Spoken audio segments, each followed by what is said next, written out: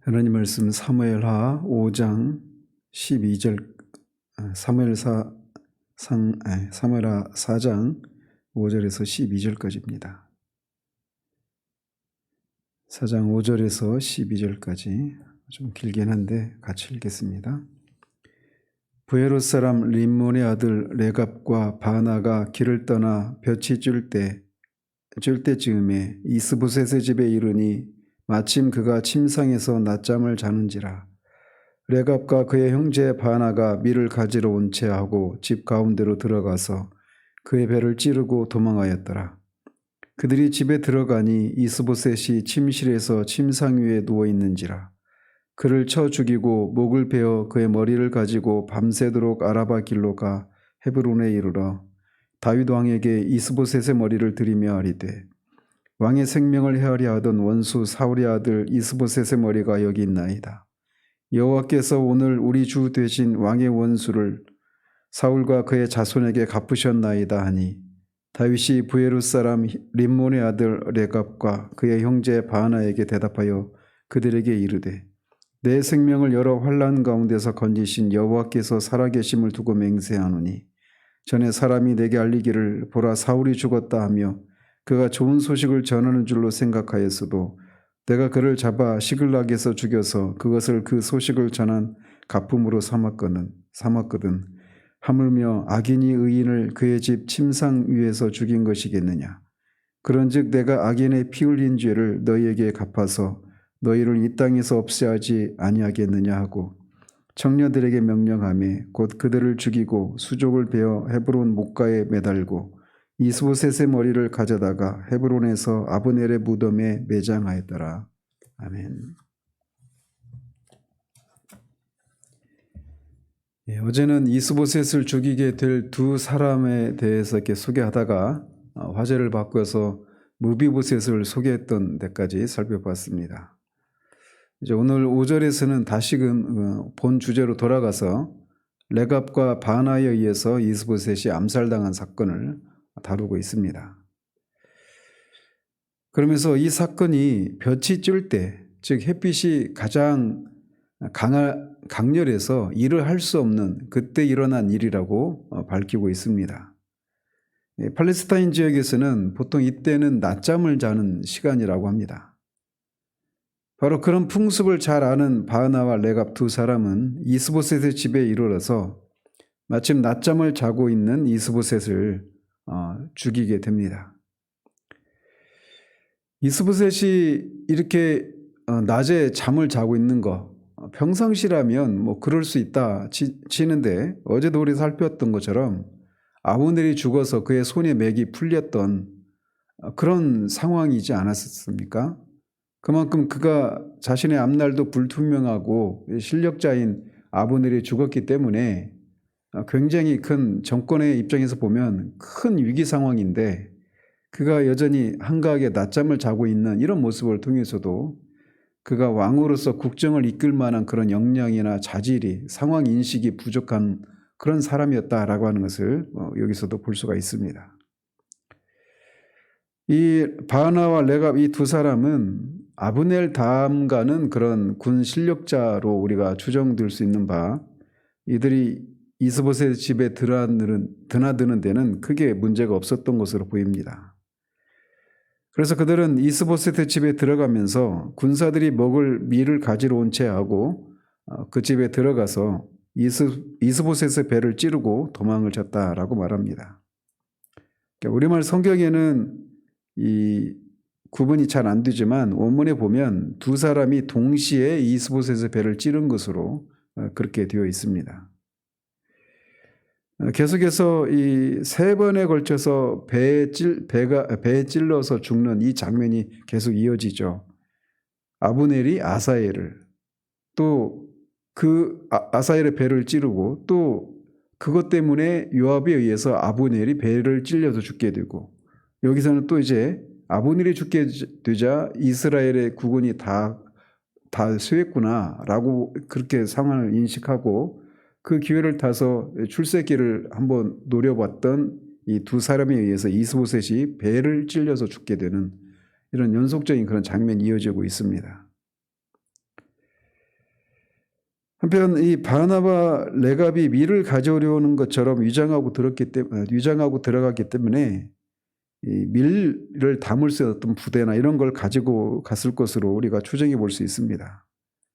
그래서 그들이 이스보셋의 머리를 취해서 떠난 것으로 볼 때 그들은 그 밀부대에 이스보셋의 머리를 담아서 그렇게 시종드는 사람들의 의심을 피해서 도망친 것으로 보여집니다. 6절에 이어서 7절은 이 이스보셋을 죽인 상황을 조금 더 상세하게 다루고 있습니다. 그러면서 그가 침상에 누워서 자고 있다라고 하는 것을 이렇게 말을 하고 있는데 그 침상에 자고 있는 이스보셋을 쳐 죽였다 이렇게 말을 하고 있어서 이 레갑과 바나가 속임수를 썼음을 보여주고 있는 겁니다.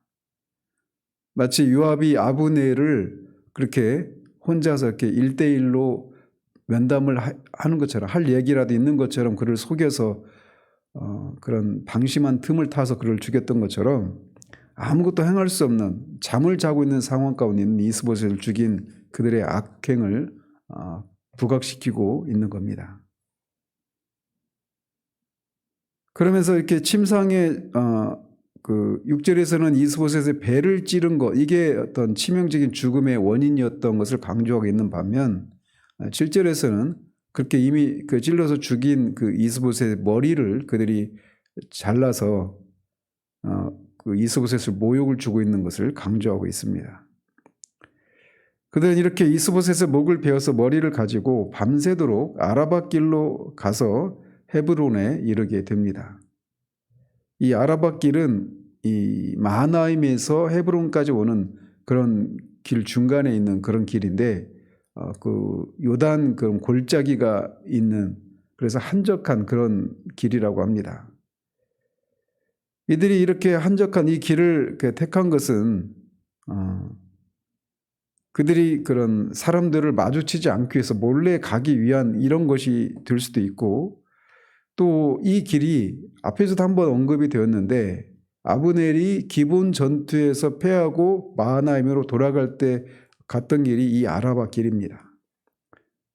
그래서 그 아라바 길, 아브넬이 기본 전투에서 패하고 도망치던 그 아라바 길이 여기서는 다시 이스보셋을 죽이고 이 두 사람이 그 길로 이렇게 행하고 있어서 상징적인 의미가 있는 겁니다. 그래서 사울의 가문이 완전히 패망에 가고 있고 이 상대적으로 다윗은 이제 강성해져 가는 이런 것을 상징하고 있는 그런 길이라고 할 수가 있겠죠. 이렇게 두 사람은 헤브론에 이르러서 다윗에게 이스보셋의 머리를 들이면서 이렇게 말을 합니다. 왕의 생명을 헤아려 하던 원수 사울의 아들 이스보셋의 머리가 여기 있나이다. 이런 말을 통해서 자신의 행동의 정당성을 확보하려고 하는 것이죠. 이 사람들도 사울이 다윗을 죽이려고 했던 것을 이미 익히 알고 있었던 사람들이었지 않겠습니까? 그리고 그 일에 이 사람들도 아마 동원되어서 그렇게 다윗의 뒤를 쫓았던 전력이 있을 수도 있는 그런 사람들입니다. 그런데 그 사울의 아들 이스보셋의 머리를 잘라왔다 이렇게 말해서 자신들의 그런 정당성을 다윗에게 어필을 하고 있는 겁니다. 그러면서 여호와께서 오늘 우리 주 되신 왕의 원수를 사울과 그의 자손에게 갚으셨나이다 라고 말해서 자신들의 행동이 다윗의 원수 사울을 죽이려고 사울을 폐하려고 했던 하나님의 뜻을 자신들이 수행했다 이렇게 하면서 자신들의 이 행동을 정당화시키고 있는 겁니다. 여기서 이 레갑과 바나가 다윗을 우리 주 되신 왕이라고 할 때 거기 왕 앞에 정관사가 붙어 있습니다.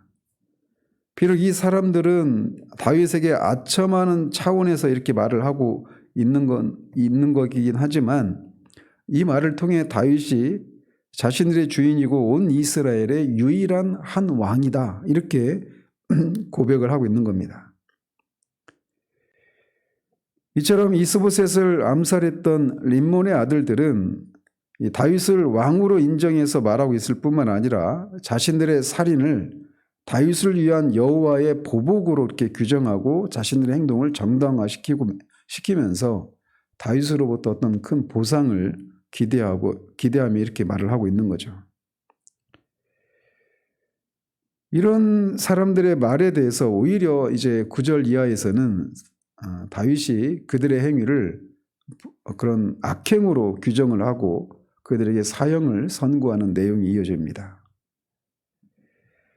다윗이 이처럼 이 레갑과 바하나 형제의 죄를 분명하게 규정하고 처형을 명하게 되는데 그렇게 하는 것은 두 가지 이유가 있습니다. 하나는 자신이 이스보셋의 이 죽음에 대해서 아무런 그런 관련이 없다라고 하는 것을 드러내는 그런 목적이 하나가 있고 또 다른 하나는 자신의 생명을 여러 환난 가운데서 건지신 여호와의 살아계심을 두고 이렇게 맹세하고 있는 것을 통해 그는 레갑과 바하나 같은 기회주의적인 그런 도움으로 자신의 왕권이 세워지는 것이 아니다라고 하는 여호와 하나님에 대한 그런 신앙을 천명하는 이런 의미도 담겨 있죠. 그러면서 그는 전에 즉 7년 전에 어떤 사람이 아말렉 청년이었죠. 그 아말렉 청년이 사울이 죽은 소식을 다윗에게 전하는 것이 다윗에게 좋은 소식이라고 그렇게 와서 자신이 사울을 죽였다 이렇게 말을 전했을 때 그를 시글락에서 죽인 사건을 상기시키고 있습니다. 즉 다윗은 자신으로부터 보상을 받기 위해서 자신이 사울을 죽였다고 자랑했던 이 어리석은 아말렉 사람을 언급하면서 자신들이 지금껏 섬겨왔던 왕 이스보셋을 죽이고 그 목을 가져와서 다윗에게 보상을 바라고 있는 이 사람의 행동이 아주 폐역무도한 그런 기회주의적인 악행이었음을 우회적으로 그렇게 판단을 하고 있는 겁니다. 그러면서 다윗은 살인을 저지른 악인에게 돌아갈 수 있는 유일한 보상은 죽음밖에 없다라고 하는 것을 이 전에 그 아말렉 청년에게 내렸던 그 판결을 언급하면서 그것을 상기시키고 있는 거죠. 이것은 악인에 대한 하나님의 궁극적인 심판을 예시하는 그런 행동이었다라고 할 수가 있습니다. 하물며 악인이 의인을 그의 집 침상 위에서 죽인 것이겠느냐라고 말하면서 그들의 이 두 사람이 이스보셋을 죽인 그 행동을 명확하게 규정을 하고 있습니다. 즉 여기에서 다윗은 이 두 사람을 악인으로 이스보셋은 의인으로 그렇게 비유를 하고 있습니다. 그런데 여기서 말하는 의인은 적극적으로 어떤 선을 행하는 하나님의 뜻을 행하는 그런 의미에서의 의인을 의미하는 것이 아니라 법적으로 무죄한 상태에 있는 사람 이런 의미에서 의인이라고 이스보셋을 규정하고 있는 것이죠. 법정적인 그런 의미입니다. 이런 개념이 굉장히 중요합니다. 우리가 오직 믿음으로만 구원을 의롭다함을 받는다라고 말할 때 그 의롭다함을 받는다라고 하는 것도 실제로 우리 본성이 바뀌고 우리가 어떤 악행을 행하지 않아서 하나님이 우리를 의롭다고 하시는 것이 아니라 법정적인 의미에서 우리를 의롭다고 하시는 것입니다. 굉장히 중요한 내용이죠.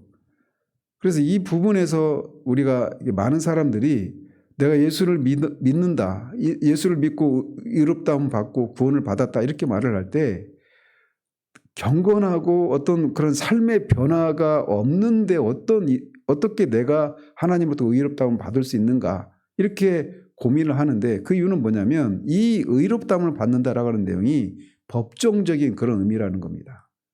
우리의 실제적인 실존의 어떤 변화의 근거에서 우리를 의롭다고 하시는 것이 아니라 법정적인 의미에서 그리스도께서 우리를 대신해서 이미 우리가 치러야 될 죄값을 치렀고 우리가 지켜야 될 그런 법을 주님이 지키신 것에 근거해서 우리는 아닌데 그리스도의 그 의를 우리의 것으로 간주해 주시는 그런 의미에서 우리를 의롭다 하신다. 이게 성경에서 말하는 복음의 핵심적인 내용인데 이 의롭다고 하는 것도 바로 그거는 법정적인 의미에서 말을 하고 있는 거죠. 그러면서 다윗이 여기서 이스보셋을 북이스라엘에서 이스보셋이 북이스라엘에서 왕국을 세운 일이 여호와 앞에서 정당한 일이었는지 아니었는지를 결부시켜서 이스보셋을 의인이다 이렇게 말을 하고 있지 않은 것도 주목할 필요가 있습니다. 다만 여기서 다윗이 이스보셋을 의인이라고 말하고 있는 것은 그냥 이 림몬의 두 아들들의 행위와 비교해서 이스보셋을 의인이라고 말을 하고 있는 것이죠. 특히 다윗은 이 두 사람이 이스보셋이 침상에 누워 있을 때 죽인 것을 강조하고 있습니다. 이 아말렉 사람의 경우에 사울을 죽였다고 그렇게 거짓말했던 이 아말렉 사람의 경우에는 전쟁터에서 이렇게 급박한 상황에서 죽였다라고 그렇게 말을 했죠. 그런데 이 사람들은 전쟁할 의도도 없고 할 수도 없는 잠을 자고 있는 상태에 있는 이스보셋을 죽인 거, 이것에 대해서 더 부각을 시키면서 그들의 파렴치하고 잔인한 그런 죄악을 부각시키고 있는 겁니다. 특히 다윗이 이스보셋을 기름 부음 받은 왕을 죽였다 이런 식으로 사울의 경우처럼 그렇게 말을 하지 않고 단순히 그냥 의인으로만 표현하고 있는 것은 이 사울과 달리 이스보셋을 기름 부음 받은 자로 그렇게 여기고 있지 않다라고 하는 사실도 여기서 암시하고 있는 겁니다. 따라서 다윗의 판단에 의하면 이 두 사람의 범죄가 사울을 죽였다고 주장한 아말렉 사람의 죄보다 더 중하다고 선언하고 있는 거예요.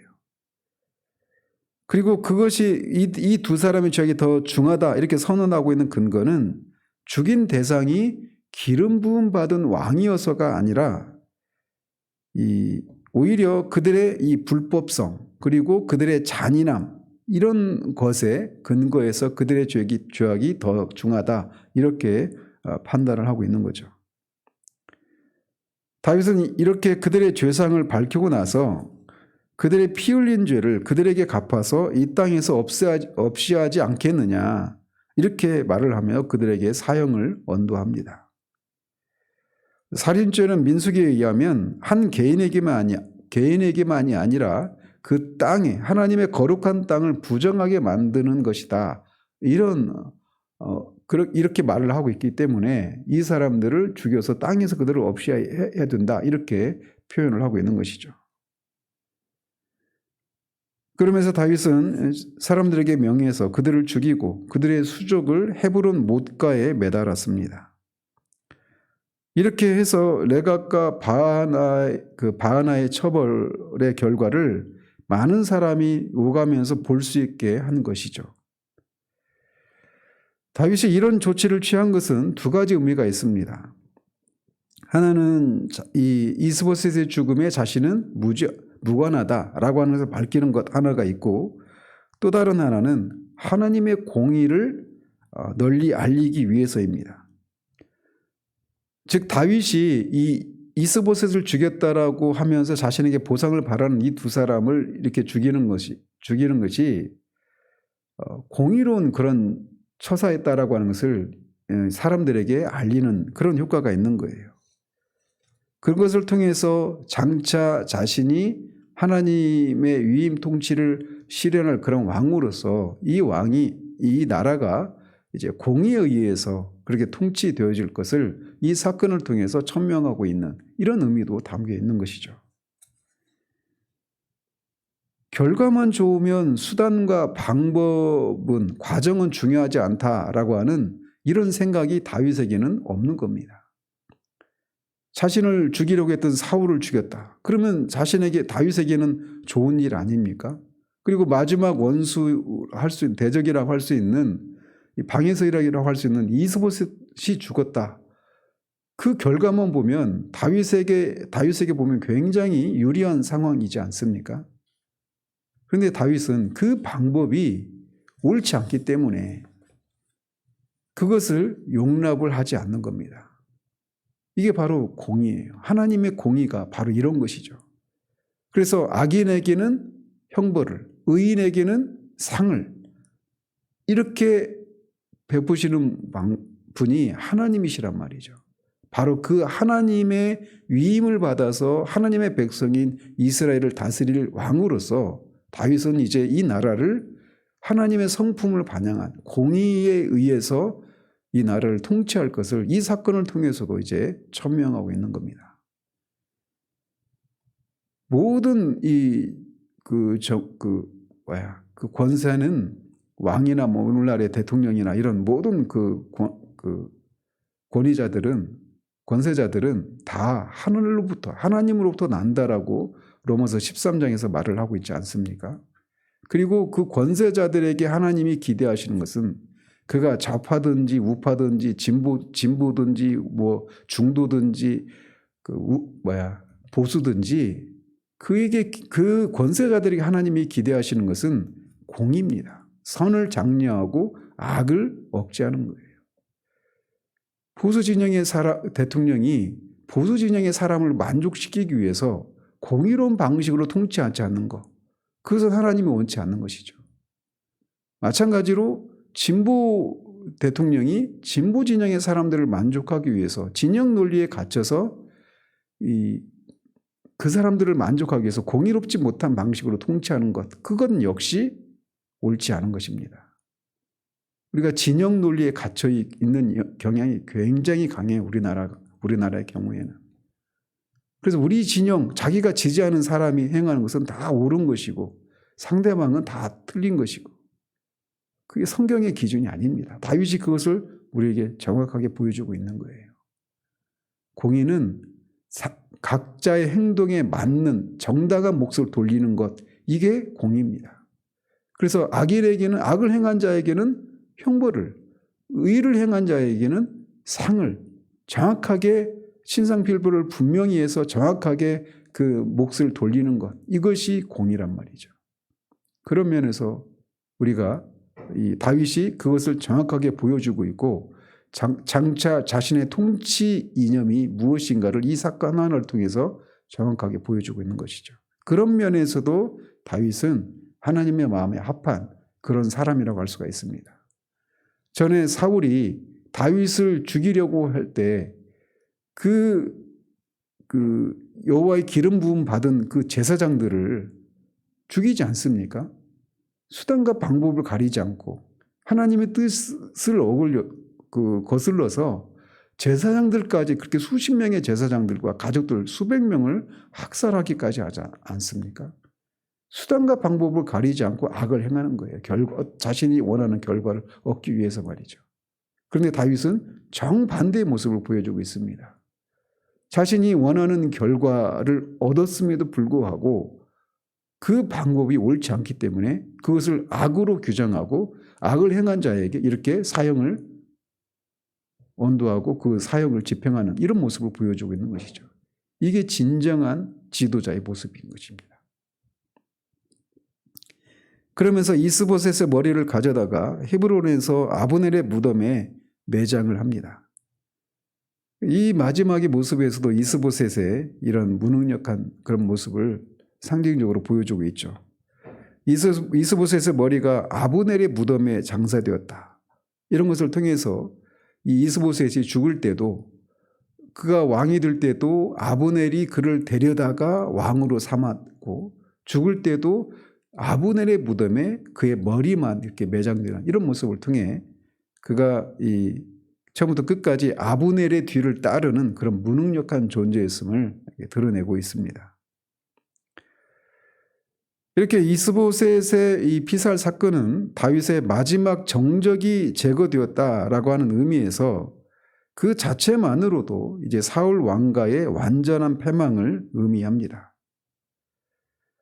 그런데 이 사무엘서 저자는 이스보셋을 죽인 암살자들이 이스보셋의 군대 장관이면서 군장이면서 베냐민 지파와 연루되었다라고 하는 이 사실을 지적하면서 사울 왕가가 자신의 측근들에게서조차도 불신을 얻고 있다라고 하는 사실까지 전달을 하고 있는 겁니다.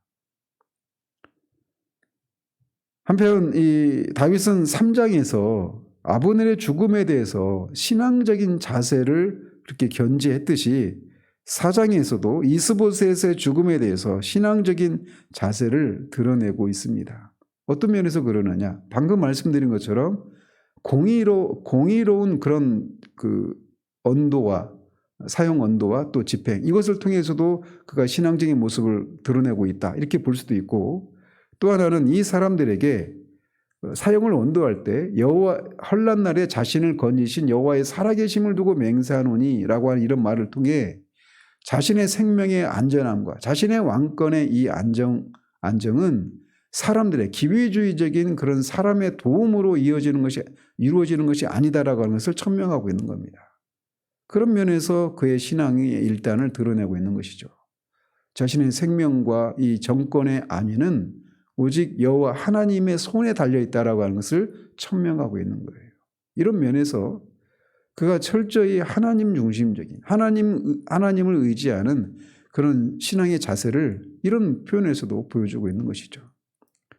자신이 우리가 원하는 어떤 결과를 얻기 위해서 그것이 어떤 방법이든 어떤 수단이든 그 우리가 원하는 결과만 얻으면 된다라고 하는 이런 실용주의적인 이런 마인드가 성경에서는 용인되지 않죠. 바로 그것을 다윗이 보여주고 있는 거예요. 그래서 그의 왕위가 이런 과정을 통해 이제 5장에서는 그가 명실상부하게 통일된 이스라엘 전체의 그런 왕으로 등극을 하게 됩니다.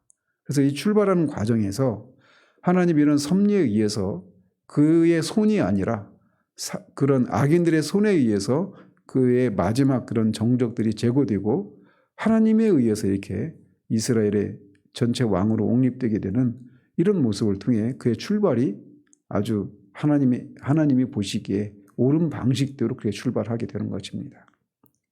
그런 것처럼 우리도 역시 우리의 삶이 하나님 보시기에 옳은 방식으로 우리의 삶을 그렇게 모든 상황 가운데 선택을 하고 그 길을 따라가는 그런 우리들이 되기를 우리 주님 이름으로 축원드립니다. 기도하겠습니다. 하나님 아버지, 다윗이 인간적인 생각에서는 그의 마지막 정적인 이스보셋을 죽인 이 두 사람에게 그들의 기대처럼 큰 상을 베풀고 그렇게